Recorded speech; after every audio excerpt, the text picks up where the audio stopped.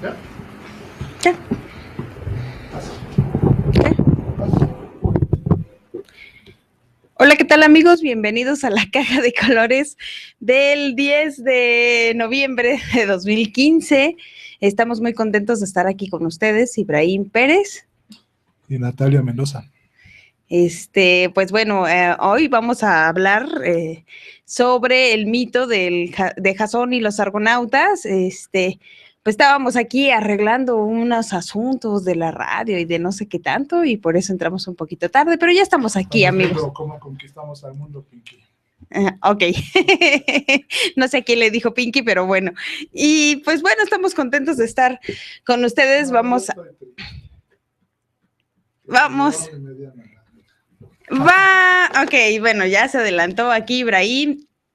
Tengo un anuncio que hacerles, ya que Ibrahim lo sacó a colación. Hoy es el penúltimo programa que voy a estar con ustedes como titular del espacio. Me les voy, amigos. Vamos a probar suerte en otros, me voy al circo. Vamos a probar suerte en otros menesteres, en los otros proyectos que están pendientes, sobre todo el que ustedes ya conocen de la cartelera cultural de Agrapa. Y pues por ello ya no nos queda tanto tiempo para hacer este espacio que es la caja de colores. Entonces, pues bueno, pero no me voy del todo. Voy a estar una vez al mes aquí colaborando. Sin embargo, pues bueno, quien se queda de titular pues es Ibrahim Pérez, Sí, como siempre. Nada más vamos a poner puras canciones de José José. Híjoles, bueno. Híjoles, amigos, creo que así no me dan ganas de irme, pero bueno, pues sí, así es, amigos. Entonces, pues todavía no me voy, este es el penúltimo programa que estaremos por acá. Pero pues, ¿qué te parece, Ibrahim, si vamos con una musiquita y después empezamos a leer el mito de Jasón y los argonautas y a platicar lo que nos queda de programa acerca de él? Sí, me parece bien. ¿Por qué no le dices cómo va a estar la dinámica al público? Vamos a tener hoy cartelera cultural de Agrapa y así. Pues precisamente ese es el problema. No. Bueno, ya, pues vamos a escuchar un poco de música. Vamos a escuchar pues al Manu Chao, ya que nos queda. Ok. La vida tómbola, vamos a escuchar de Manu Chao. Ahorita regresamos aquí en la caja de colores.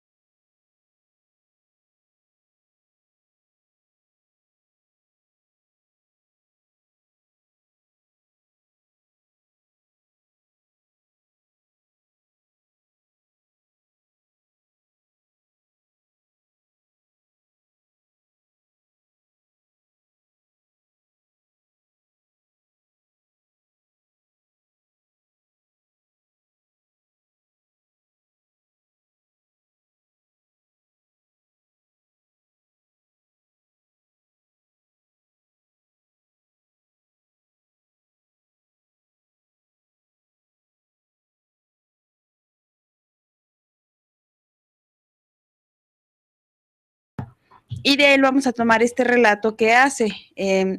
Les digo, es un mito muy extenso, entonces aquí como que es una especie de resumen y nos pareció bastante bueno para lo que estamos, para la radio, para lo que estamos haciendo, lo que tratamos de hacer, que es conocerlo, platicar sobre él y pues bueno, desvariar sobre él, como siempre hacemos aquí, ya saben.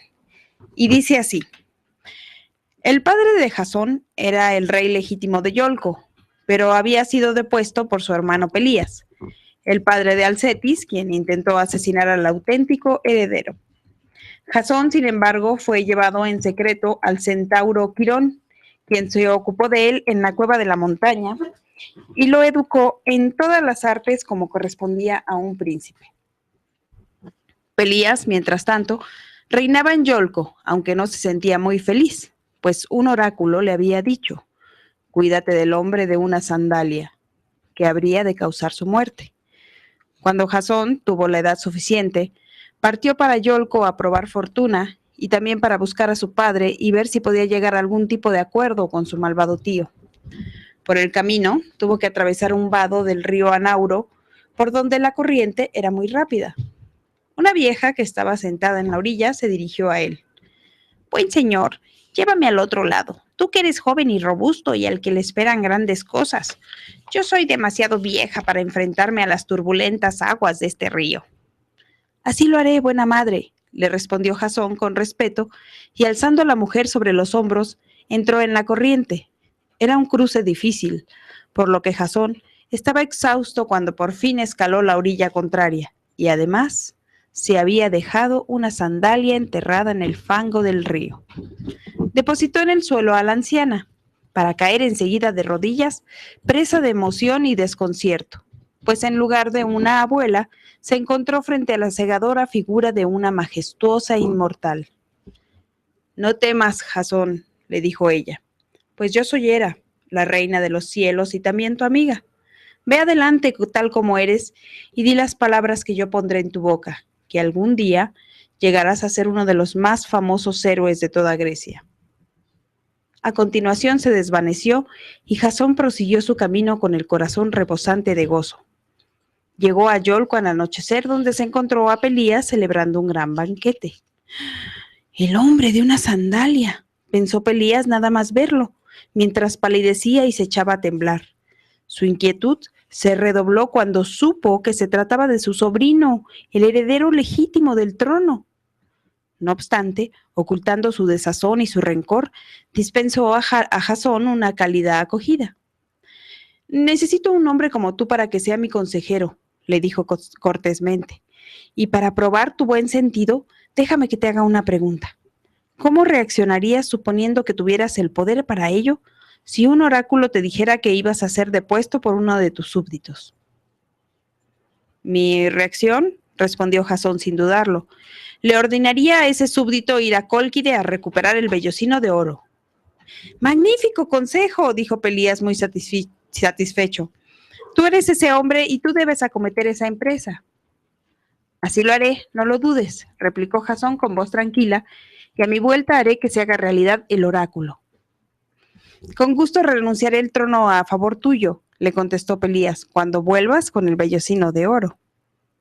Jasón buscó la ayuda de Argo, un experto carpintero y armador, quien con el auxilio de Atenea construyó un barco de 50 remos llamado Argo en su honor. Atenea, a su vez, ató a la proa una rama del roble mágico de Dodona, que había llegado y que era capaz de hablar, tanto para decir el futuro como para dar consejos. Luego, Jasón envió heraldos por toda Grecia, convocando a los más valientes y esforzados reyes y caudillos a unirse a él para ganar inmortal fama. De todos los rincones del país acudieron a Yolco, y sus nombres son los de los héroes que aún hoy en día se recuerdan y cuyos hijos habrían de combatir bajo los muros de Troya. Heracles venía primero, con Hilas como escudero, y Teseo de Atenas, y los jóvenes Castor y Pólux de Esparta junto a sus primos Idas y Linceo. Hasta aquí vamos a hacer un pequeño corte y enseguida regresamos con esta interesante historia de ¿quién? Jasón y los argonautas.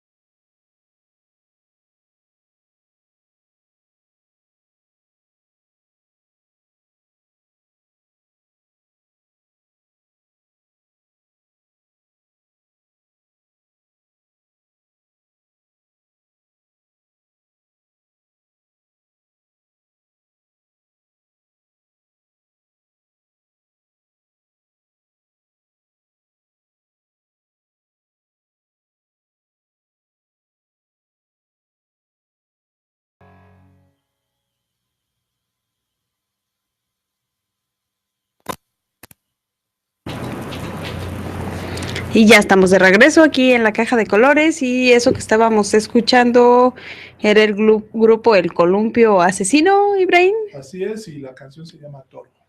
Yo a ellos no los conocía, pero me sonaron como Jesse Bulbo. Estaban chidos, más o menos. Estos son anteriores a Jesse Bulbo. Ah, ¿sí? Sí. Ay, mira, aquí aprendemos muchas cosas también.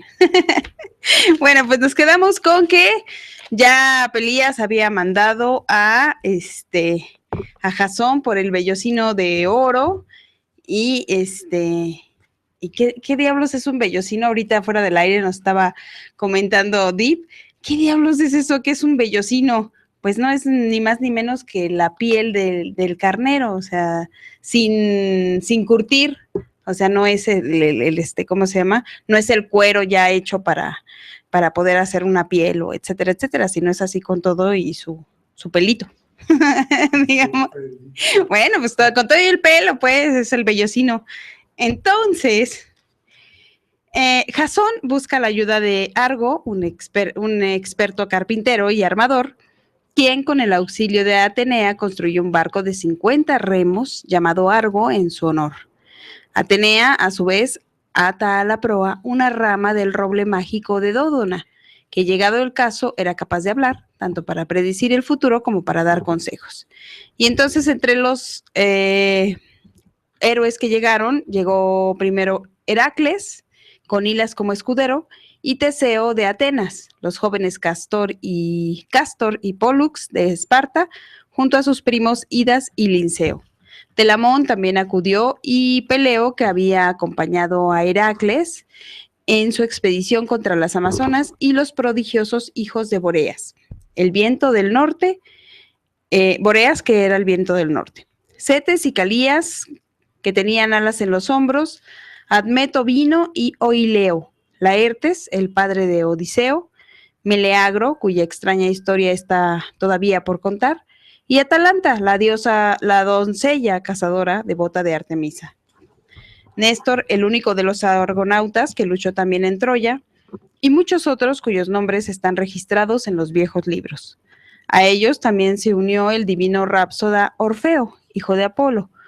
Cuando tocaba su lira y entonaba su dulce voz, las bestias salvajes le seguían mansamente, y hasta los árboles y las flores se inclinaban ante el poder de su melodía.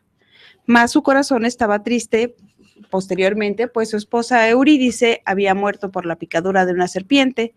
Orfeo bajó en pos de ella a la tierra de los muertos y toda la historia que ya les habíamos contado. Cuando los héroes estuvieron reunidos en Yolco, colgaron los escudos en la borda del Argo y se hicieron a la mar sobre las danzantes olas mientras Orfeo tocaba para ellos y Tifis, el diestro timonel, enderezaba el rumbo. Navegaron hacia el norte y pronto llegaron a la tierra del rey Cícico, quien los recibió hospitalariamente. Cuando levaron otra vez el ancla, una gran tormenta los apartó de su ruta y los zarandeó hasta que perdieron la orientación, de modo que cuando tocaron tierra y desembarcaron en la oscuridad, no sabían dónde se hallaban. Los habitantes del lugar los tomaron por piratas y los atacaron apenas empezaba a despuntar el alba. Se trabó una fiera batalla y los argonautas, como se conocía a los tripulantes del Argo, se alzaron con la victoria. Mas cuál no sería su sorpresa, su tristeza y horror al descubrir con la luz de la mañana que se encontraban en la tierra del rey Cícico, a la que habían regresado sin advertirlo, y que él y muchos de los suyos yacían ahora muertos, abatidos por sus armas. Transidos de dolor, navegaron hacia el norte hasta llegar a Misia, no lejos de Troya, y aquí dejaron atrás a Heracles. El joven Hilas fue por agua a un profundo estanque y las ninfas que en él moraban se enamoraron de él y lo arrastraron al fondo deseosas de tenerlo con ellas para siempre. Heracles lo buscó por todas partes y un gran vendaval que se levantó de repente se llevó a largo a mar abierto, de forma que Heracles tuvo que concluir a pie su camino hasta Cólquide. A continuación, los argonautas visitaron al rey Ámico, que tenía la costumbre de desafiar a sus huéspedes a un combate de boxeo en el que solía acabar con ellos. Esta vez se enfrentó en la palestra a Pólux, que le propinó tal puñetazo que el rey cayó a tierra, muerto aún antes de tocar el suelo. Siguieron navegando y llegaron a Tracia, donde moraba el rey ciego Fineo, que a pesar de tener los ojos inútiles, bien veía a través de la distancia. Ayúdanos, le suplicaron, y dinos qué debemos hacer y qué evitar en nuestro viaje a Cólquide. Podéis contar con mi ayuda si primero me libráis de las arpías, respondió Fineo, disponiendo ante ellos un magnífico banquete.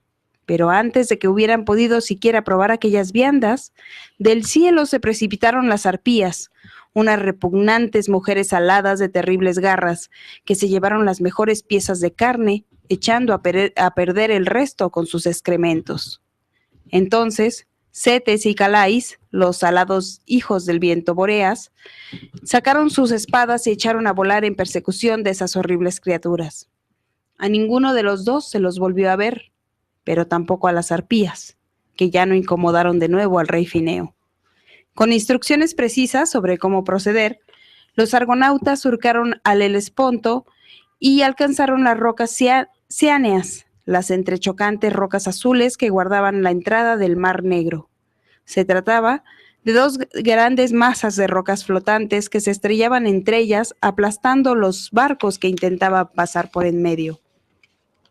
Siguiendo el consejo del rey Fineo, Jasón soltó una garza y la siguieron hasta que estuvieron cerca de las Cianeas, que se vislumbraban apenas entre la niebla y los surtidores de espuma. De repente el pájaro se lanzó entre las rocas, que se embistieron violentamente, llegando casi a tocar su cola, y rebotaron dejando abierto un amplio canal entre ellas. De inmediato el piloto Tifis condujo a largo a través de la abertura, mientras todos los héroes remaban al límite de sus fuerzas. El barco voló entre aquellos dos farallones, que volvieron a chocar justo a tiempo antes de arrancar el adorno de la popa. A partir de entonces, las rocas ciáneas se quedaron para siempre inmóviles, pues era su destino que una vez que un barco consiguiera pasar sin daño, no volverían a moverse. Los argonautas siguieron su aventura a lo largo de la costa meridional del Mar Negro, hasta llegar al río Fasis en su extremo oriental. Este río todavía sigue manando desde el Cáucaso, en recuerdo de la sangre que Prometeo vertiera allí por la humanidad.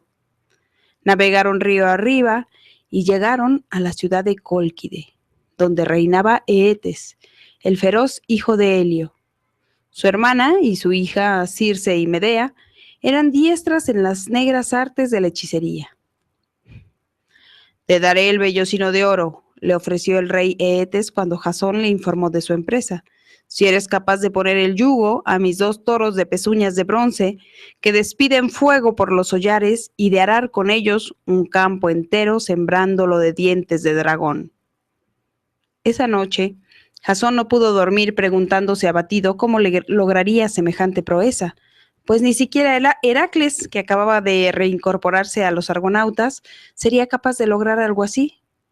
Entonces Medea, la hechicera doncella, llegó hasta él y le dijo: «Te diré cómo has de conseguirlo, y también lo que precisas para obtener el vellocino, si me prometes llevarme contigo de vuelta a Grecia y hacerme allí tu esposa». Jasón así lo juró, aunque no le gustaban mucho las brujas ni los sortilegios. Medea le dio instrucciones y con ellas un ungüento mágico que le haría invulnerable al combustible durante un día completo. Por la mañana, Jasón se frotó el bálsamo y ante el estupor del rey Eetes, unció a los toros sin recibir daño alguno. Aró el campo y luego lo sembró con los dientes de dragón. Mas en el momento en que tocaban la tierra los dientes, empezaban a crecer hasta que aparecían como una cosecha no de grano, sino de guerreros belicosos dispuestos a acabar con Jasón. Mas Jasón recordó las advertencias de Medea y arrojó el casco en el que había portado los dientes de dragón en medio de los guerreros. Estos de inmediato empezaron a combatir con saña entre ellos, de forma que en poco tiempo yacieron todos muertos. «Mañana tendrás el vellocino de oro», le prometió el rey Eetes, mas ya antes de eso conspiraba para quemar el Argo y asesinar a sus coocupantes. Medea acudió hasta Jasón y le avisó, y por la noche condujo a él y a Orfeo hasta el jardín mágico, donde el vellocino de oro colgaba de un árbol en el extremo del mundo, custodiado por un dragón, igual que las manzanas de las Hespérides habían colgado en un jardín en el otro confín de la tierra.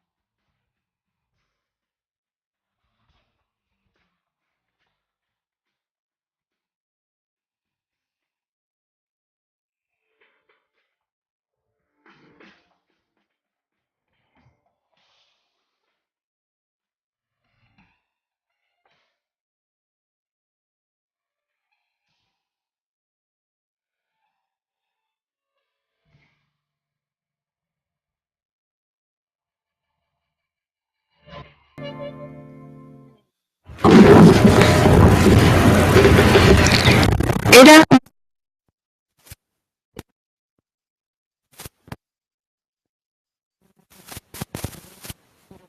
de árboles.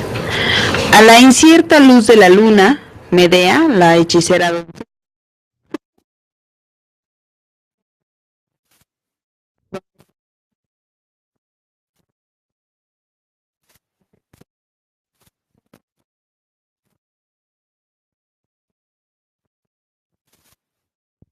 canta, ya sonó.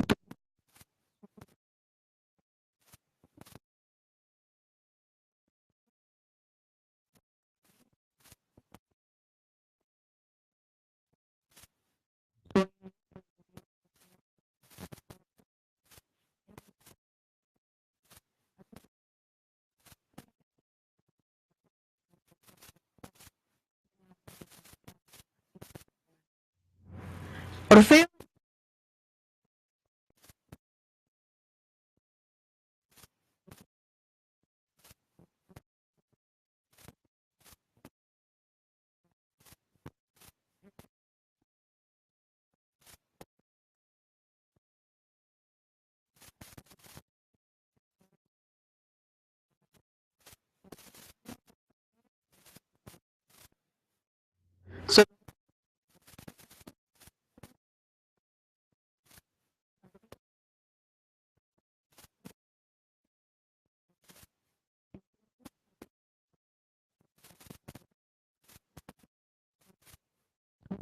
escala ahora por los anillos del dragón y descuelga el bebé.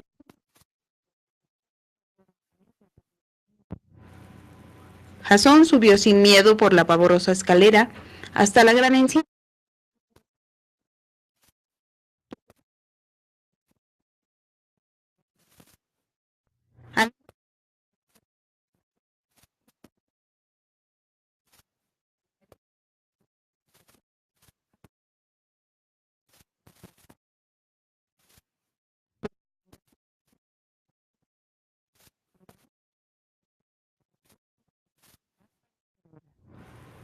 Corriendo en silencio por senderos secretos, llegó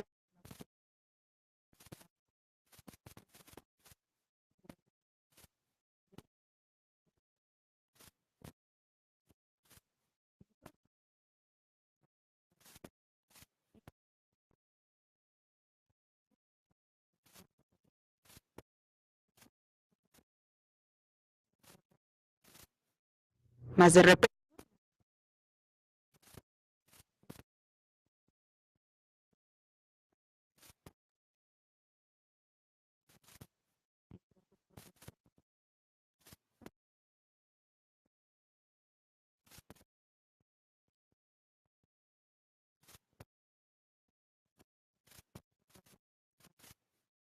El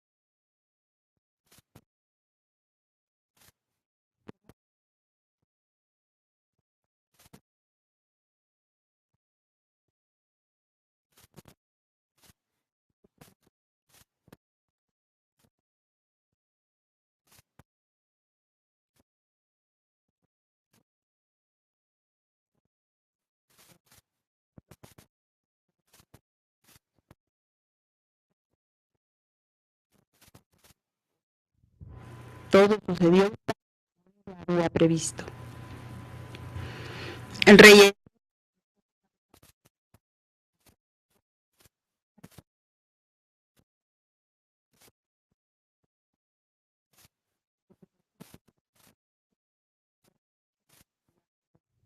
Los argonautas siguieron adelante pronto en el amplio horizonte, y Etes y sus naves ya no volvieron a encontrarlos. Mas Jasón inclinó la cabeza, abrumado de la consternación.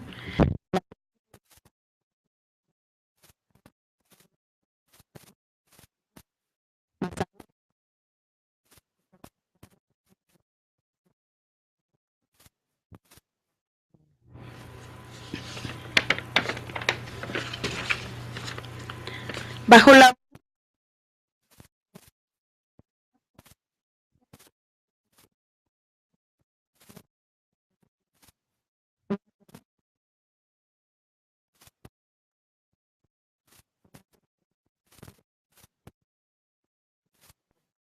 más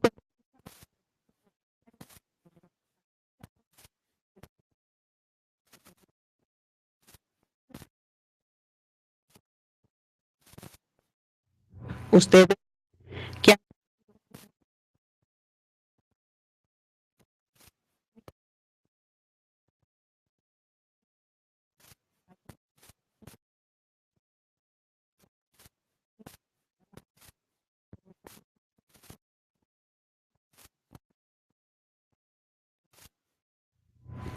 los argonautas se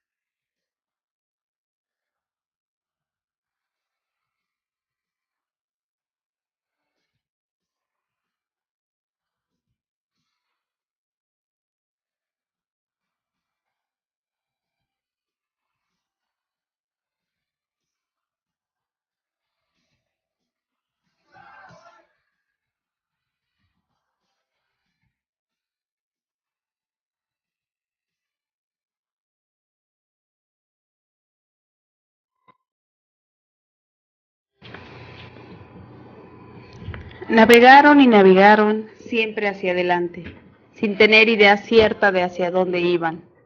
Adelante, adelante, siempre adelante, río arriba, a veces remando y otras empujados por recios notos, mientras Orfeo tañía su lira. Se fueron adentrando cada vez más en el frío norte, hasta que por fin, tras bogar contracorriente por donde el río ya no tenía suficiente profundidad, bajaron a la orilla y cargaron el Argo sobre sus espaldas. Poco se ha contado de esta inaudita caminata, de la que ninguno de los argonautas entendía su destino. Mas cuando estaban a punto de perecer de agotamiento, hallaron otro río que fluía hacia el noreste y que los llevó corriente abajo hasta el mar, en un país de brumas perpetuas donde se acumulaban los carámbanos en los mástiles y aparejos del Argo, y por donde veían pasar grandes osos blancos. También había hombres salvajes en aquellos parajes, los lestrigones, que vestían pieles y blandían hachas de doble filo y que dedicaban canciones salvajes a Odín y a los salones del Valhalla, y que echaban espuma por la boca mientras combatían sin cuartel en un trance alucinado. Titiritando de frío, los argonautas pasaron por aquellas latitudes heladas donde el sol brilla a medianoche, mas no calienta a mediodía. Llegaron al mar del norte y pasaron más allá de las tierras del viento bóreas. Las últimas son llamadas aquellas islas, que tiempos más tarde serían conocidas como británicas. Sin detenerse nunca, llegaron hasta el océano occidental, donde se decía que la tierra de la Atlántida se había hundido bajo las aguas no hacía mucho tiempo.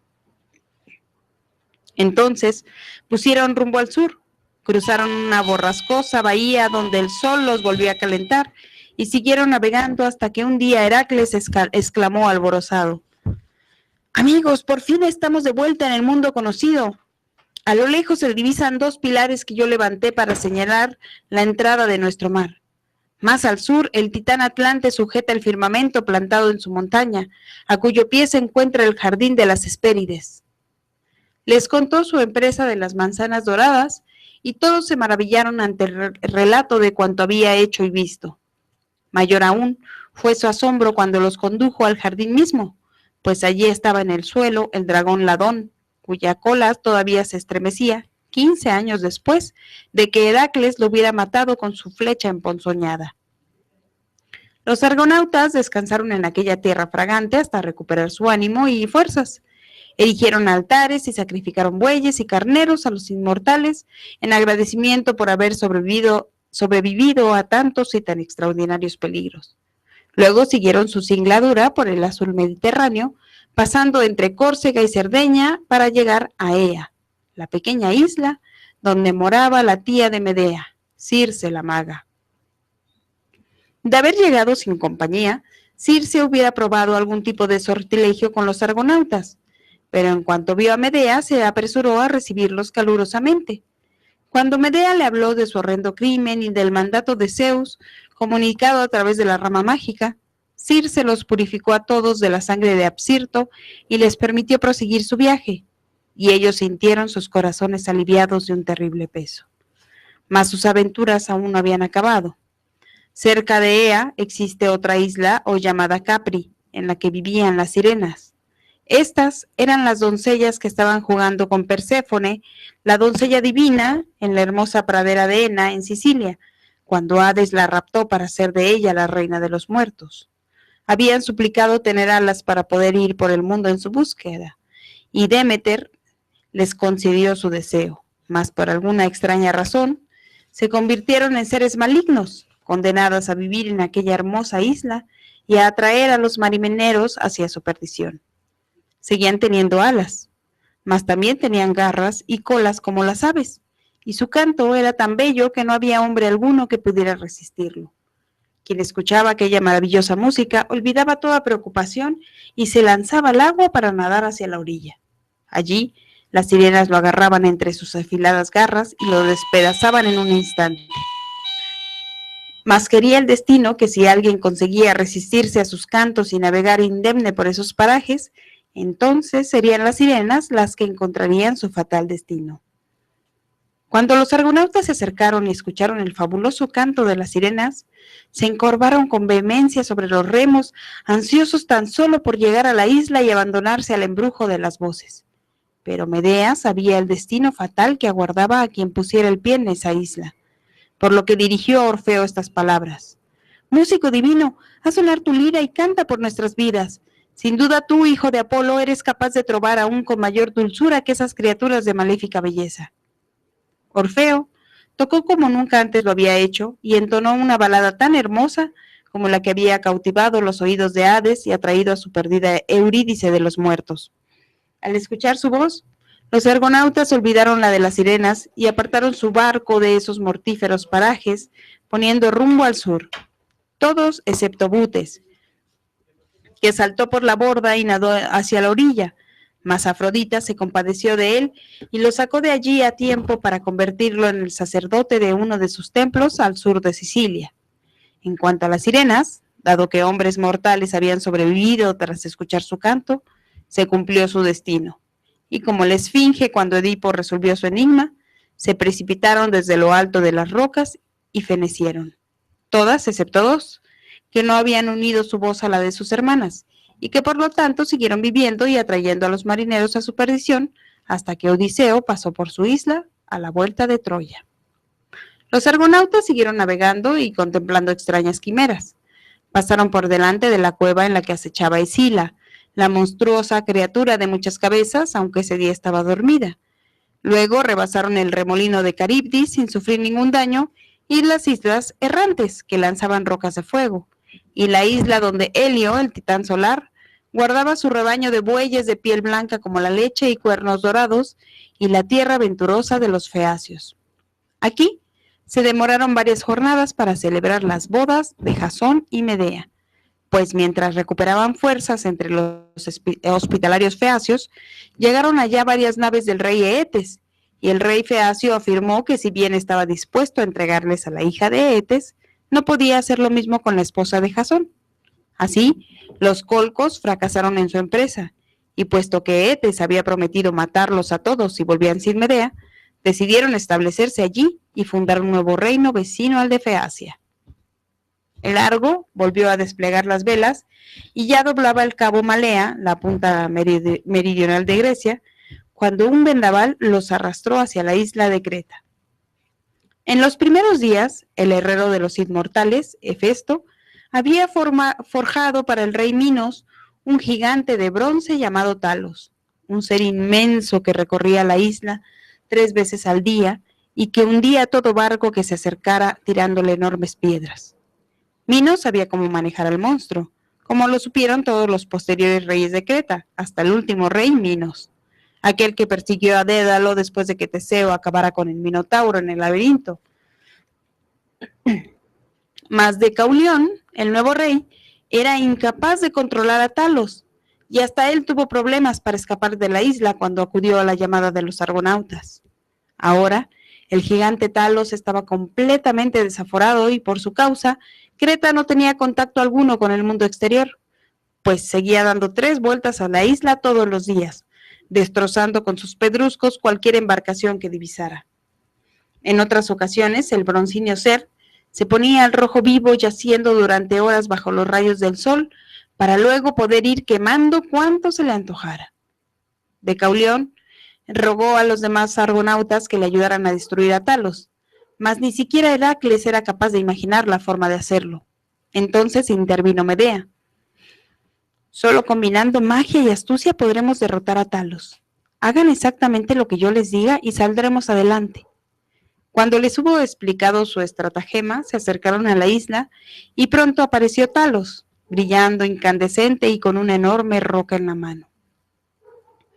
Orfeo entonces se puso a tañer la más dulce melodía y mientras Talos vacilaba incapaz de reaccionar, Medea le dirigió estas palabras.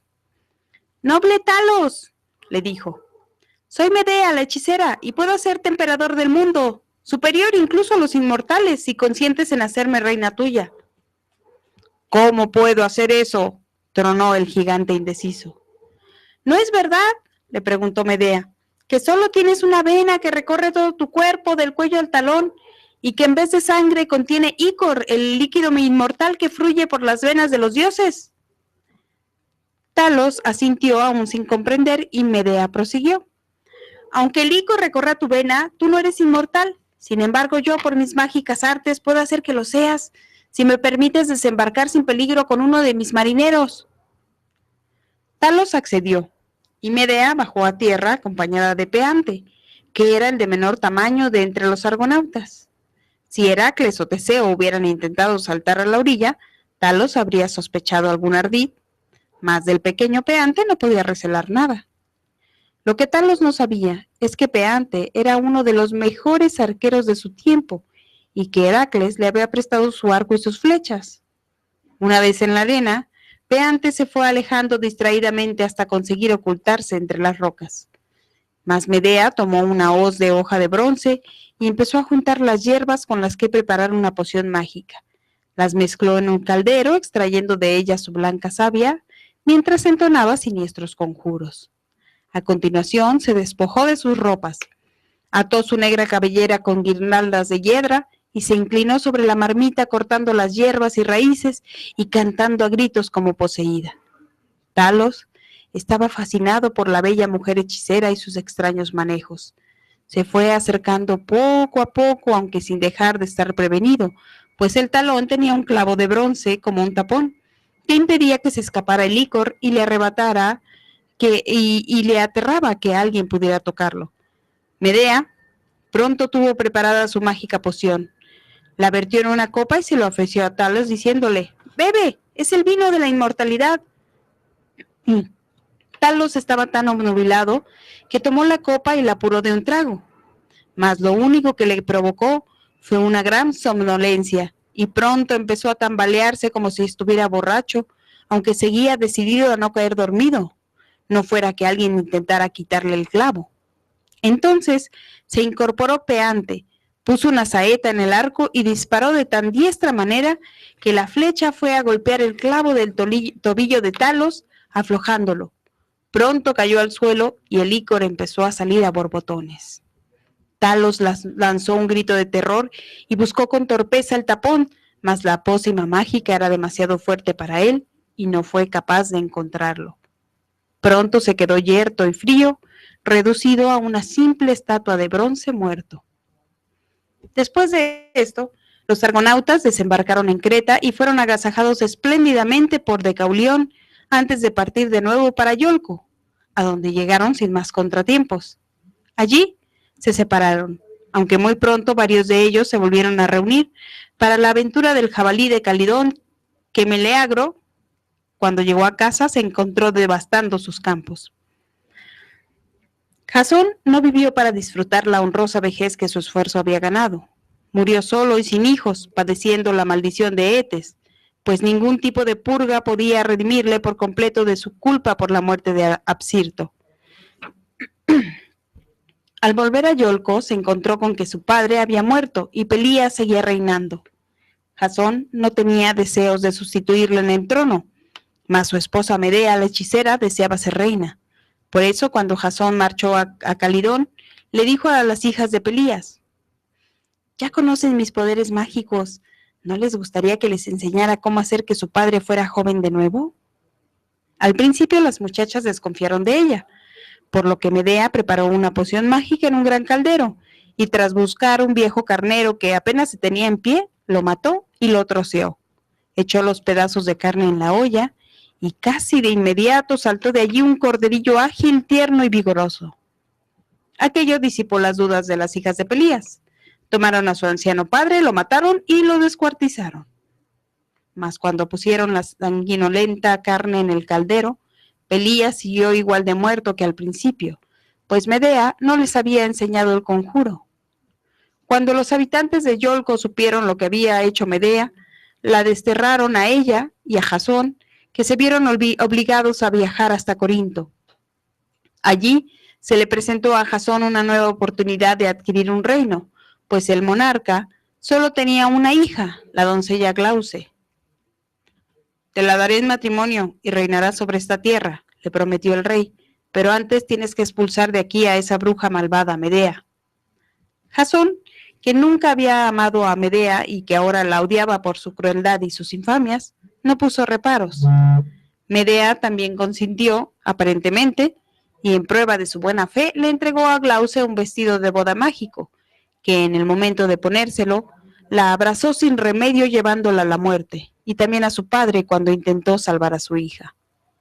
A continuación, la despechada Medea mató a los 2 hijos que ella misma había tenido con Jasón y huyó en un carro tirado por dragones de fuego. Jasón se convirtió en un proscrito y en su vagabundeo acabó por llegar hasta donde su viejo barco, el Argo, que estaba varado en una playa. «Eres mi único amigo», le dijo abatido mientras se sentaba a la sombra del barco. Allí se quedó dormido y mientras descansaba, la proa del barco, podrida por los años, se derrumbó sobre él y le causó la muerte.